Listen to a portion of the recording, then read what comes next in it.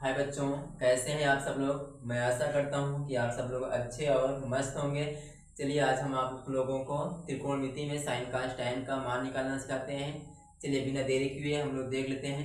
देखिए बच्चों, ये जो साइन जीरो है तो साइन जीरो का मान जीरो होता है। आप ऐसे लिखना जीरो, फिर जीरो के बाद आधा, फिर रूट में 1/2, फिर रूट में √3/2, फिर 1।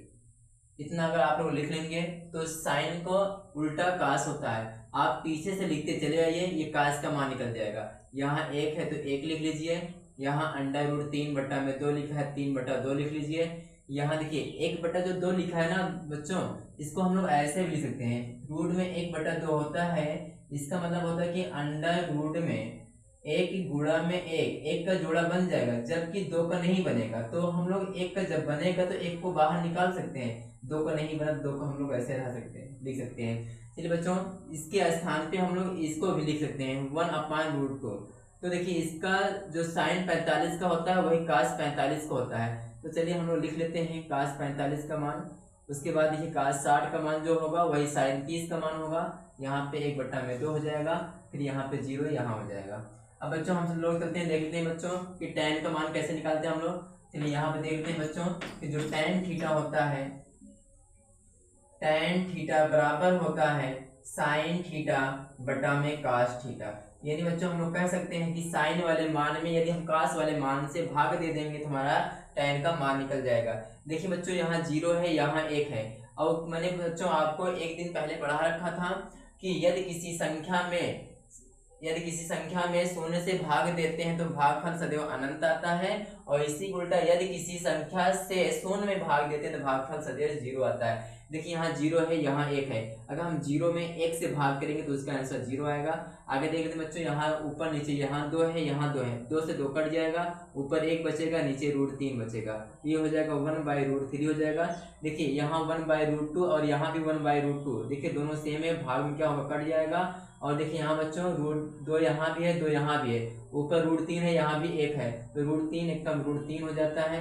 और बच्चों अभी मैंने बताया कि यदि किसी संख्या में शून्य से भागते हैं, यानी कि हम लोग कह सकते हैं कि यदि हम जब 1 में 0 से भाग करेंगे तो इसका आंसर हो जाएगा अनंत, इनफाइनाइट। तो यहाँ देखो मैंने अनंत लिख लिया। अब बच्चों समझना मेरी बात, जो tan का मान होता है, tan के मान के उल्टा जो होता है वो काट का होता है। तो इसको हम लोग पीछे से आगे लिखते हुए चले जाते हैं। यहाँ अनंत है तो मैंने लिख लिया इनफाइनाइट, यहाँ √3 है तो √3 हो गया, यहाँ 1 है तो 1 हो गया, यहाँ 1/√3 है तो 1/√3 हो गया, यहाँ 0 है तो यहाँ भी 0 हो जाएगा। अब बच्चों का हम लोग बात कर लेते हैं, जो सेक का मान होता है वह कास के मान के उल्टे के बराबर होता है, और जो साइन का मान होता है साइन के मान के उल्टे के बराबर कॉसेक का मान होता है।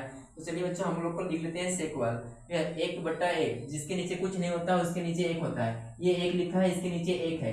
देखो जब हम लोग इसको उल्टा करेंगे तब भी 1/1 आएगा।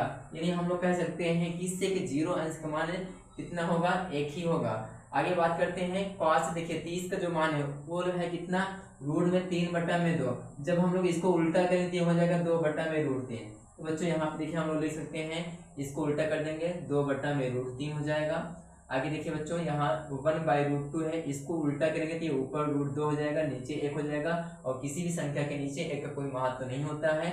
आगे देखते हैं बच्चों, देखिए 1/2 है, इसको हम लोग उल्टा करेंगे तो ये हो जाएगा 2। देखिए बच्चों ये 0 है, जिसके नीचे कुछ नहीं होता उसके नीचे 1। जब हम लोग इसको उल्टा करेंगे तो ये बन जाएगा 1/0। और मैंने अभी बताया बच्चों कि यदि किसी संख्या में 0 से भाग देते हैं, यानी कि अगर हम जब 1 में 0 से भाग देंगे तो इसका आंसर कितना हो जाएगा, इनफाइनाइट। देखिए मैंने इसका आंसर अनंत लिख लिया।